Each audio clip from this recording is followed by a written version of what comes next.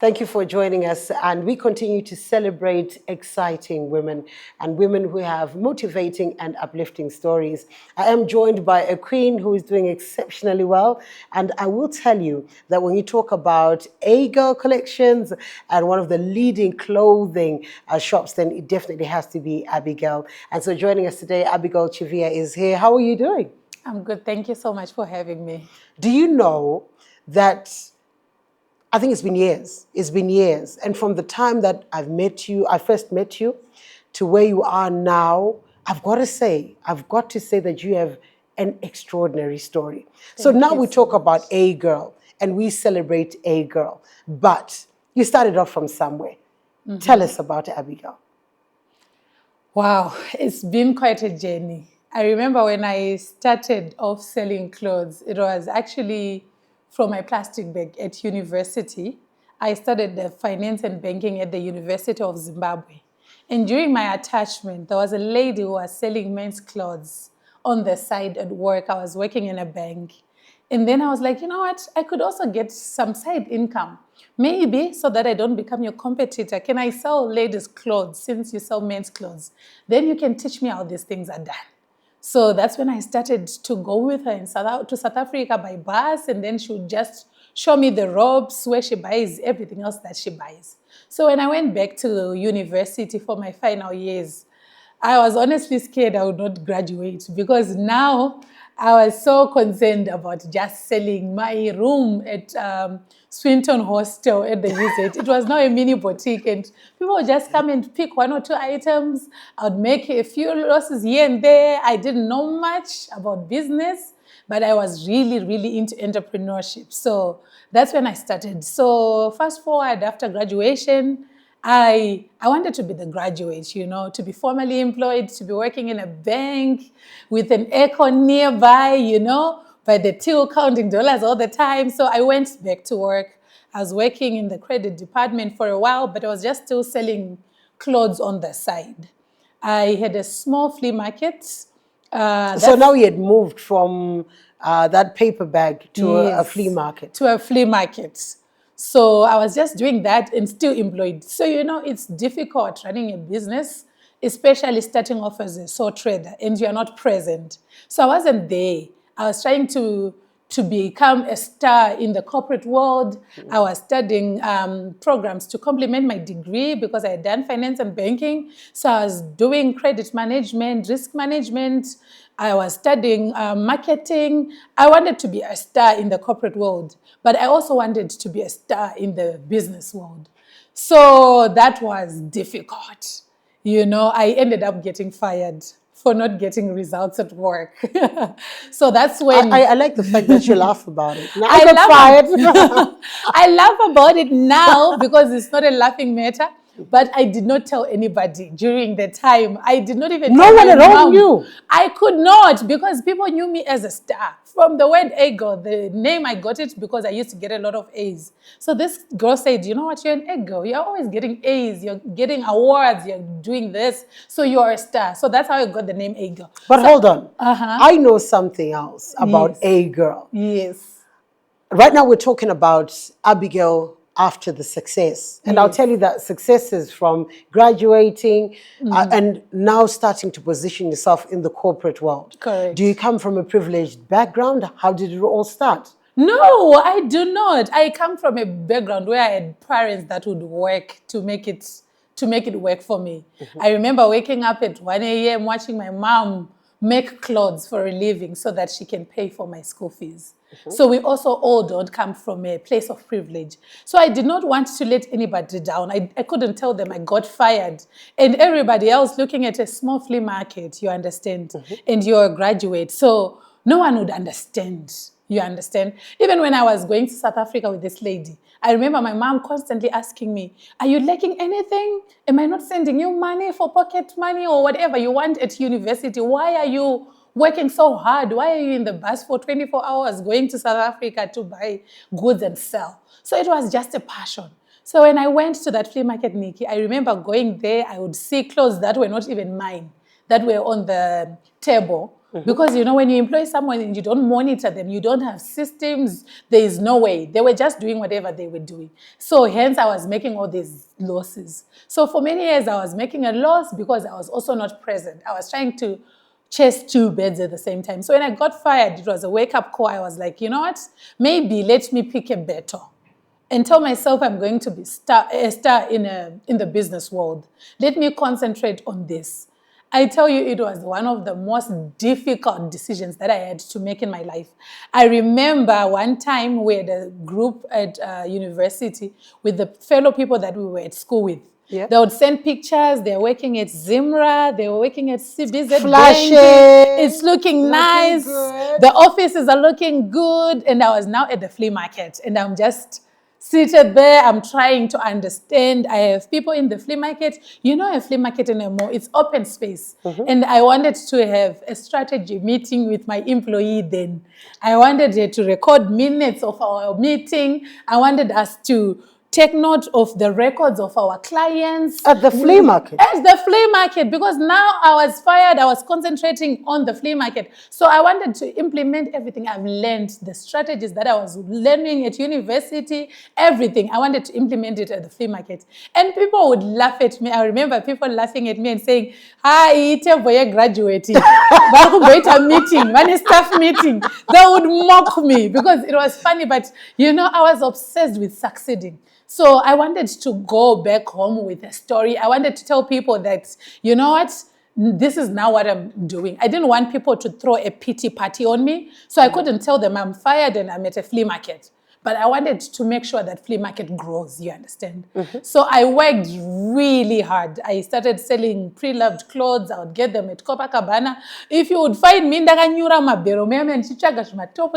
one's Kim Kardashian. And then I would wash them and then steam iron them and start selling them. I'll tell people these are pre-owned, they are not new, but I've washed them, I have ironed them. I am working. I worked. Do you know what? I worked really hard. Do you have somebody who gave you capital to say, okay, here's $2,000 US, Abigail? No. When I was on attachment, I remember having a debit order to say part of my salary is going to my savings account. And then part of my salary that I was getting on attachment is the one I would just use for transport and lunch. So that's how I saved my money and then started. So it was really difficult because I was not getting any capital from anyone. So after I then grew my business from that little table to a shop, it was just a room at the avenues. That's when I confidently took my parents and then I said, this is my shop, you know, so I want to concentrate on my business so I can't be working anymore. Then I told them now that I'm resigning officially because I want to concentrate on this business that you can see. So sometimes, you know, people cannot understand your vision. It's not a good idea to tell people that I am not going to be fully employed. I'm going to be concentrating on selling my 10 little dresses at a corner in a flea market because they will discourage you. I wonder, you know something? Yeah. There's the fear aspect of it. Yes. The fear of the unknown. I know. The fear of what if. Yes. The fear of will I make it. The fear of Janet did this, Jessica did this, Wimbai did this, and they failed. How did you overcome that? I was honestly moving in fear. It's one of the things that I look back at and I'm grateful for. Sometimes it doesn't have to make sense. Sometimes you do not have to be courageous, but you just have to do it anyway. You know, it sounds so touché to say, just do it. But it's the truth. Sometimes you just have to do it. You do it scared. You do it worried. You do it unsure. But you just do it anyway. Because I was also scared. I was worried. I remember I remember talking to my mom and telling her, I'm doing, it was Old Mutual pension fund, the savings scheme to do. Because I was also worried. I wouldn't be getting any pension from anybody. What if this fails? What if I don't excel? You understand? My friends are already building a portfolio in the corporate world. The people I went to school with, my fellow graduates, they are building a name. They are now starting to do their masters. They are advancing in their career. And I'm just here selling clothes. You know, for me, selling clothes was one of the lowest things anyone that is smart and intelligent could do. Compared to what everybody else was doing too. Compared to what everybody else was doing. And I would ask myself, what if people ask me? What if they ask my mom? What do I say? They say their child is now a cross-border trader. You know, they sell clothes. Like, what is this? You went to school, you are smart. You are supposed to be in a bank. You are supposed to be in a strategy meeting. You are supposed to be posting loans, making good decisions. You are supposed to be a branch manager. You understand? But I kept going anyway. One thing was for sure, I knew I wanted to be successful. I wanted to run something that's successful. I want to know, when did you hit the first profit? Ooh, I wish I knew. Because if anybody gave me money for a hairdo, I'd put it in a business. If I had to buy airtime, if I had to buy lunch, I would still put it in the business. When I was still employed, every little money that I would get outside of my transport money, I would still put it in the business. So for the longest time, I did not make any profits. I only started thriving, I think, around 2022, going into 2023. Amazing. You know, Yes. I find it interesting that as a young lady, you're also around other young women who are possibly funded by other sources, who have support, financial support that is sound. And so when they build their businesses, they build their careers, they always have that support. But you are running off the what if I fail? Yes. What if I don't make it? You now own one of the most successful clothing houses in the country. You've also now ventured into other businesses. How have you managed the transition?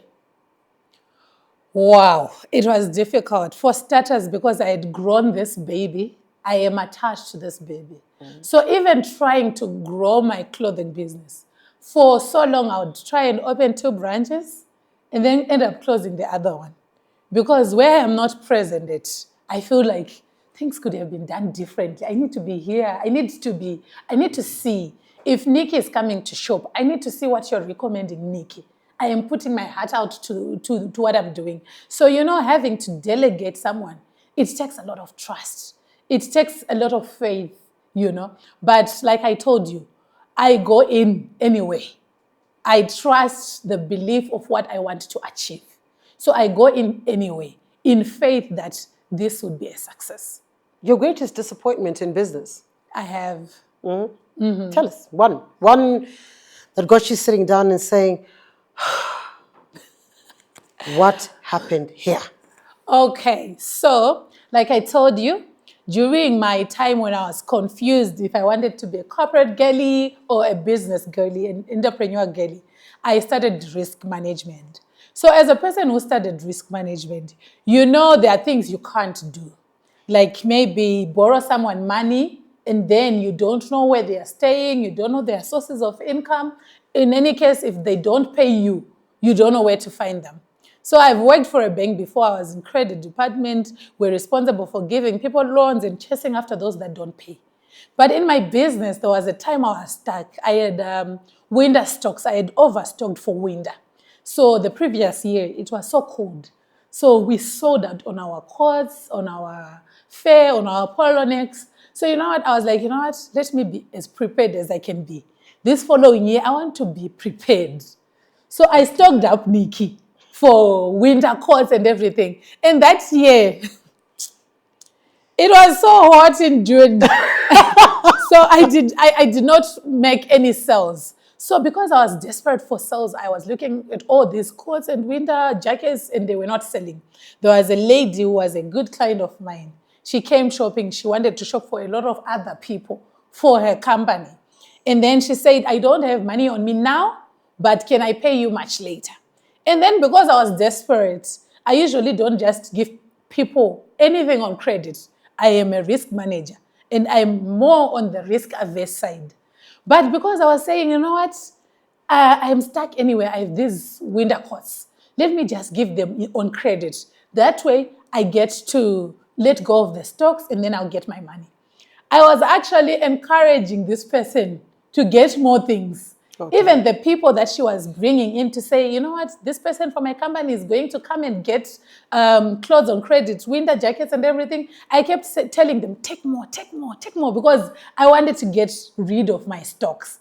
And then over time, we had thousands of dollars in credit. And I was happy I've gotten rid of some of the costs that I was stuck with, only for her not to pay me back. Winter, we passed winter.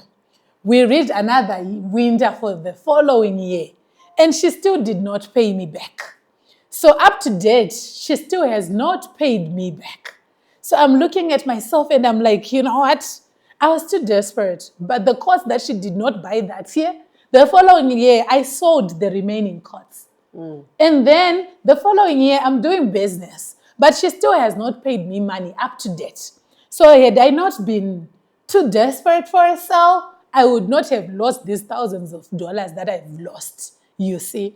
So it was one of those learning curves to say, you know what? Sometimes don't be too desperate. Sometimes it's okay to make a loss that you can manage. Sometimes it's okay to hold off to sales as compared to then making a loss. How important, Abigail, is knowing and understanding business? Even if I have a small shop in town, even if I have a small establishment in the neighborhood, just understanding the basics of business. Is it important for me to be able to know that so that I can run my business and thrive, in your opinion? Yes, in my opinion, I think knowing and understanding the business is important to a greater extent. Do you know there are things that you can get off Google? You can be able to make cards off Google. You can be able to do so much that can make your business thrive better off social media, off Google, off understanding business fundamentals, understanding basic strategies. Do you know, up to date, I still Google marketing strategies for a winter campaign, marketing strategies for this, because it's important to a greater extent. And sometimes you do not have to be a graduate to understand this. But knowing and understanding business, I would say it plays a bigger role compared to actually having the funding or anything else. You're a young lady who has done remarkably well. Thank you. And you know, your story is interesting because you do not grow up in a family where there was wealth. You know, you guys had to work hard. And so now when you look back and you are not just into the clothing business, there are also other businesses that you ventured into. And congratulations for that. Thank you. There's a young lady who's listening right now. And, you know, as we celebrate and commemorate Women's Month in March, there's a woman who's listening right now. She wants to give up, or she's thinking, can I do it? Can I make it? Do I have what it takes? Will I be able to handle what the future has in store for me? What if I fail? What is your word for them? Okay, so I'll give them a word that I held on to since I was in university. I have probably said this 100 times, but it's my truth. There's a saying that I caught from Oprah Winfrey. She says, if you can see it in your mind, you can hold it in your hands. So if there's a young lady out there who's thinking they could fail, they need to see the possibility of them not failing. So I'm telling you, there are decisions that I had to do that I wasn't guaranteed of success, but I kept seeing success anyway. Because if you can see something in your mind, you will hold it in your hands. So they need to see where they want to go. They need to envision their greatest level of success. They need to believe that they can do that. They need to pray. They need to work towards that. But the first step is to see it, to believe that it can happen. If you can see it in your mind, you will definitely hold it in your hands. You know, just listening to you talk, I can feel that passion. I can see it from the time that you're in university up until now. Yes. You're a remarkable woman, and thank you so much for joining us today. Thank you so much for having me. And I've been talking to Abigail Chiviya. Abigail is an entrepreneur. I'll tell you, she is a sound businesswoman. and remarkable stories where we celebrate women who are doing exceptionally well. And of course, as we commemorate Women's Month. So it's special that we have on the Nikki Show, where we celebrate women's achievements and of course, motivate and uplift. Until next time. The caliber that I was looking at, I've always wanted the good things. So I realized I cannot afford it. And decided, why don't I just turn my own house into a school and give my child